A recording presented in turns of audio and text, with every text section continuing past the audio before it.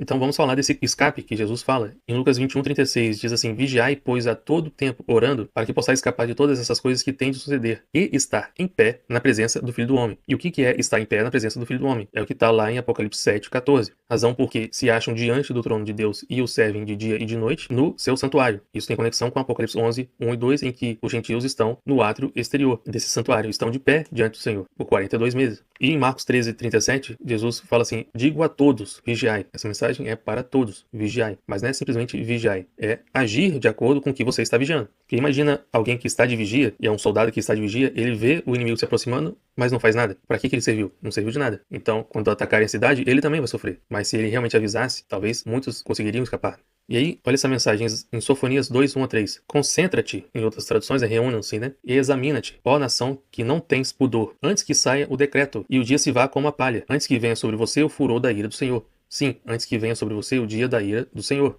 Busquem o Senhor, todos vocês, os humildes da terra, que cumprem os seus mandamentos. Busquem a justiça, busquem a humildade. Talvez assim sejam poupados no dia da ira do Senhor. E é dessa forma que devemos vigiar, buscando ao Senhor, cumprindo os seus mandamentos, lembrando dos mandamentos de Jesus, e são todos eles, não é escolher qual que se encaixa melhor na sua vida. Aceitar todos realmente vai ser difícil, mas o caminho é realmente difícil, não é fácil. Buscando a justiça divina, aquela que Jesus e os apóstolos ensinaram, e buscando isso com humildade. Nós devemos nos humilhar perante o Senhor, nós devemos nos esvaziar de nós mesmos, nós devemos carregar a nossa cruz. Nós precisamos morrer para o pecado, para que então Cristo viva em nós. E isso é que andar em humildade, e é dia após dia morrer para o pecado.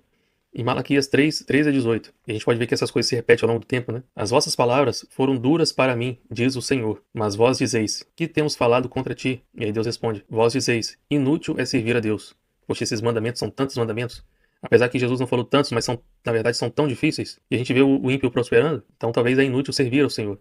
Que nos aproveitou termos cuidado em guardar os seus preceitos e andar de luto diante do Senhor dos Exércitos. Nos adiantou de quê?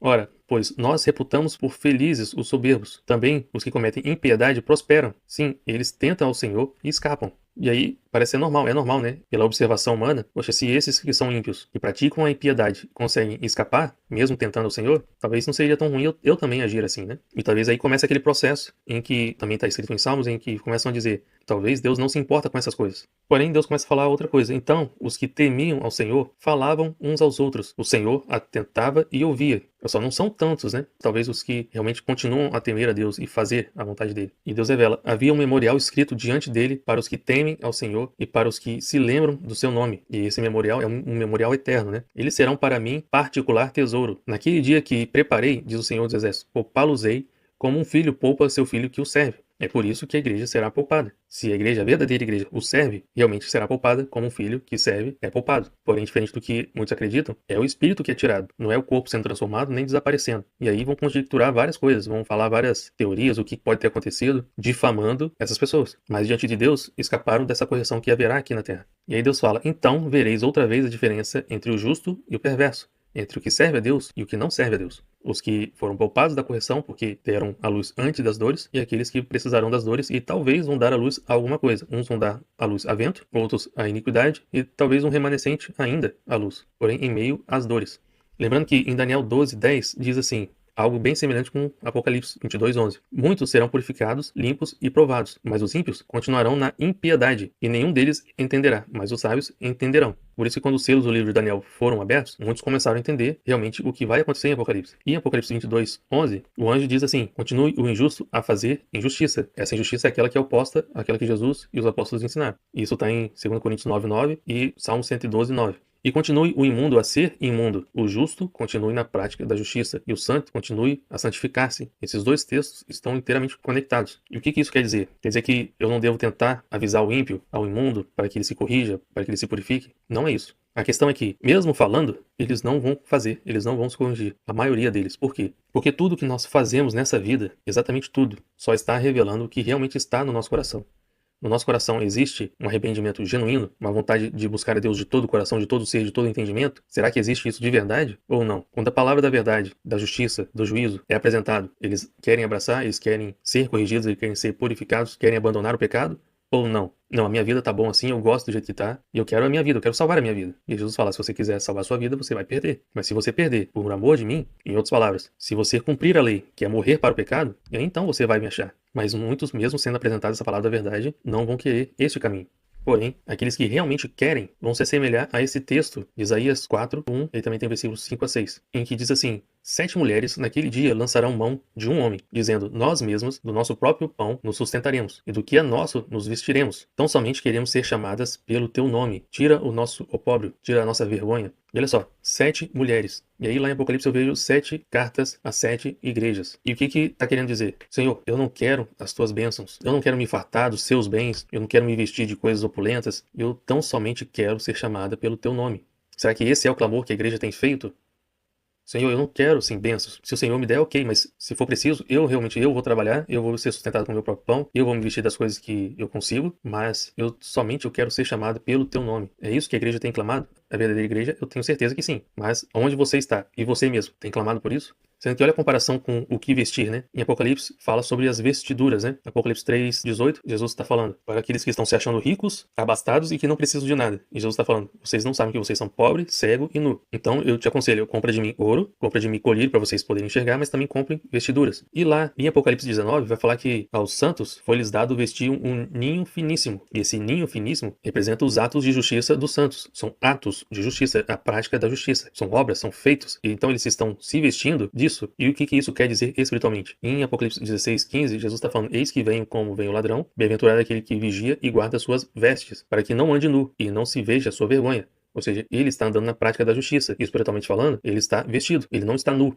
Ou seja, bem-aventurado é aquele que não está nu, que está praticando a justiça. E como a gente vê aqui, nós vamos nos sustentar do nosso próprio pão, nós não queremos suas bênçãos, e do que é nosso, nos vestiremos. Com aquilo que eu possuo, é que eu vou repartir praticando a justiça. Com aquilo que é meu, eu vou fazer a justiça. Porém, Senhor, a única coisa que eu quero é ser chamada pelo teu nome. Me tire essa vergonha. Esse é o clamor da verdadeira igreja. E a continuação dos versículos 5 e 6. Sobre todos os lugares do Monte Sião e sobre todas as suas assembleias, o Senhor criará uma nuvem durante o dia e fumaça e um clarão de fogo aceso durante a noite. Porque sobre toda a glória se estenderá uma proteção. A igreja estará ali. Será criada como se fosse uma nuvem, como se fosse um fogo, uma fumaça. Isso tudo está representando de como que o povo, ao sair do Egito, a fazer a travessia do Mar Vermelho, eles começaram a ser guiados, protegidos por uma grande nuvem que fazia sombra sobre eles, e à noite que fazia muito frio, tinha esse fogo que os aquecia. Eles também serão mantidos seguros, além também de serem sustentados. E a continuação aqui do texto é: e haverá um tabernáculo para a sombra, contra o calor do dia, e para o refúgio e esconderijo contra a tempestade e a chuva. Lá em Apocalipse a gente vê que o próprio Senhor estenderá sobre eles o seu tabernáculo, e sobre eles não arderá nenhum calor, nem ardor algum. É o que está lá em Apocalipse 7. E aqui está falando a mesma coisa: haverá um tabernáculo para a sombra, contra o calor do dia, contra esses dias de vingança, os dias da grande tribulação. E será para refúgio e esconderijo contra essa tempestade, essa chuva que virá. E isso aqui está escrito em Apocalipse 7, a segunda parte do versículo 15 até o 17. Não cairá o sol sobre eles, nem ardor algum, pois o próprio Cordeiro, quem se encontra no meio do trono, os apacentará e os guiará para as fontes da água da vida. E Deus lhe enxugará dos olhos toda a lágrima. Lembra daquilo que a gente falou sobre ai das grávidas? E também, claro, aqueles que fazem parte dessa família dos selados que ficaram aqui, eles, apesar de chorarem, de lamentarem, eles serão consolados.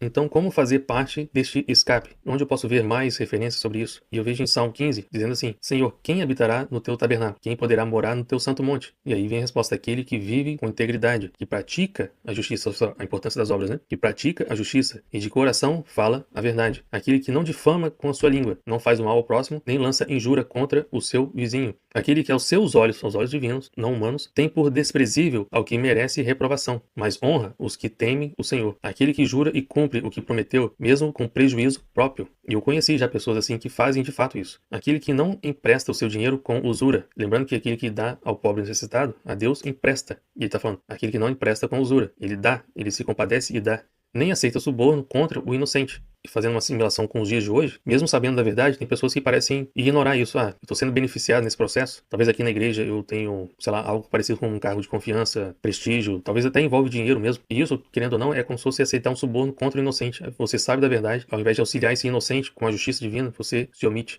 Quem assim age não será jamais abalado, ou seja, aquele que realmente pratica a justiça, que é íntegro de coração, fala a verdade, o que o texto aqui fala. E tem outro texto de Salmos que quando fala sobre essa questão de emprestar, quem se compadece do pobre ao Senhor empresta, e esse ele paga o benefício, em Salmos também fala que esse benefício será pago em glória. Não é aqui na terra, mas em glória. Apesar de aqui na terra a gente vê também alguns benefícios, mas o verdadeiro benefício eterno é em glória.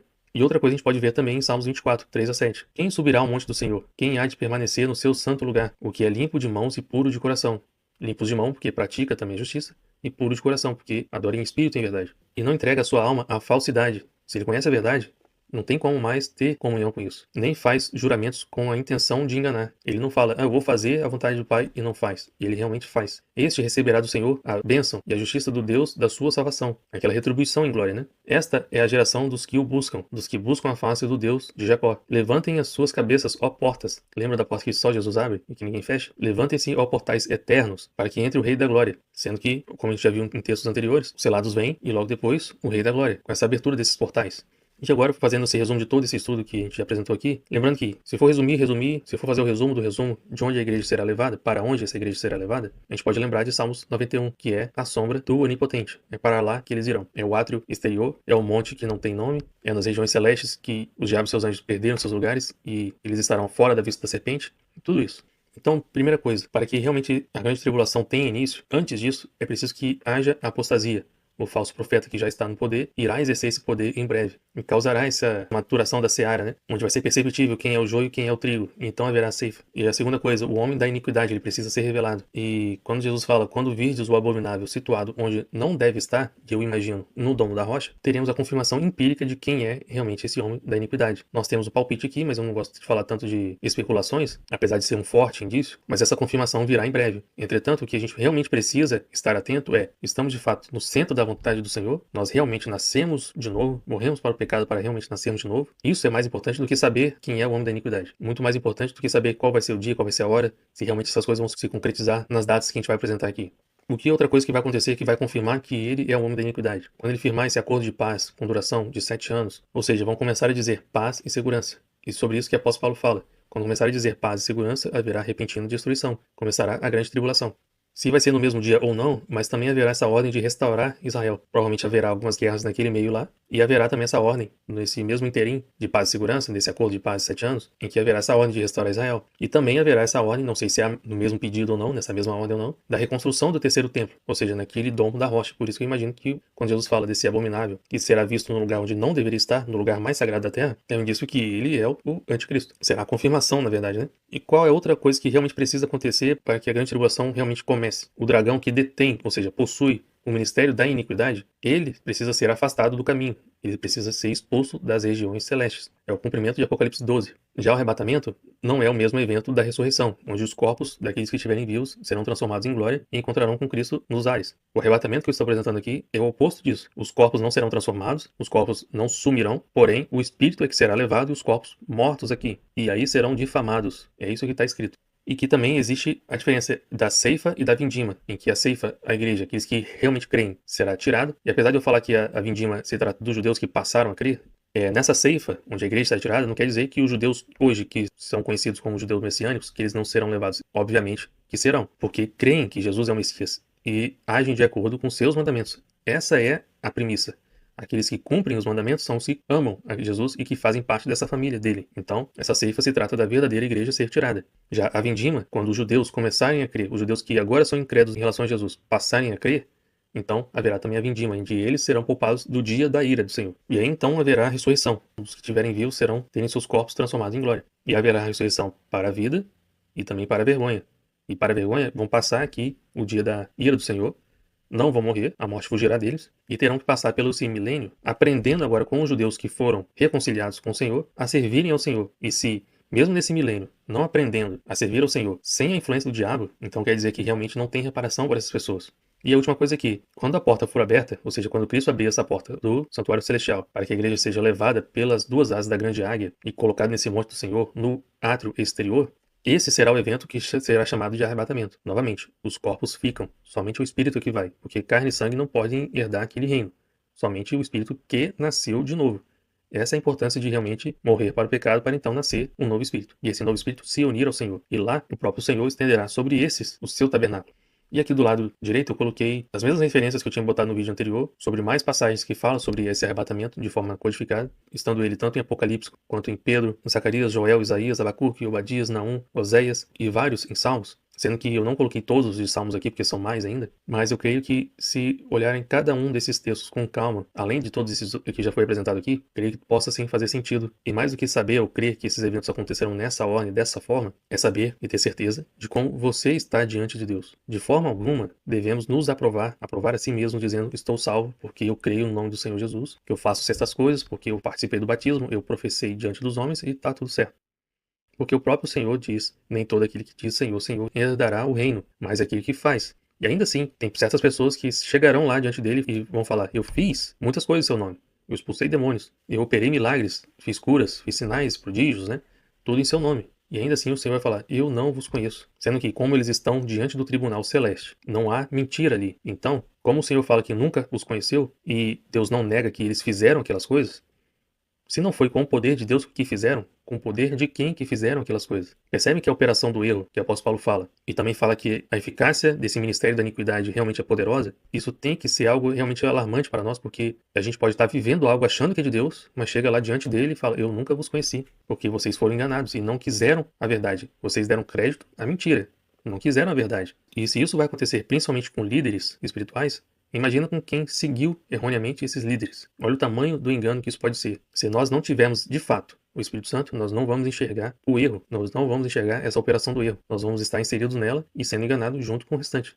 E eu gostaria de, no próximo vídeo, falar sobre as cartas às igrejas, dando foco a essa mensagem, esse chamado ao arrependimento, trazendo à luz daquilo que a gente deveria estar fazendo e não está. O que a gente deveria estar nos atentando e nós não estamos. Aquilo que nós estamos dando crédito e aquilo que nós deveríamos dar crédito. E lembrando que são palavras do próprio Jesus, não são minhas, mas eu vou estar compilando todas elas em uma mensagem de chamado ao arrependimento. Uma mensagem ao arrependimento. E é incrível que nessa mesma mensagem, as igrejas também têm mensagem aos selados, mas isso é para um outro momento. Mas no próximo vídeo vamos tratar das cartas às igrejas, e tendo foco sobre essa mensagem do arrependimento, do que está acontecendo nos nossos dias e como deveremos nos consertar, como deve ser essa reparação com o Senhor.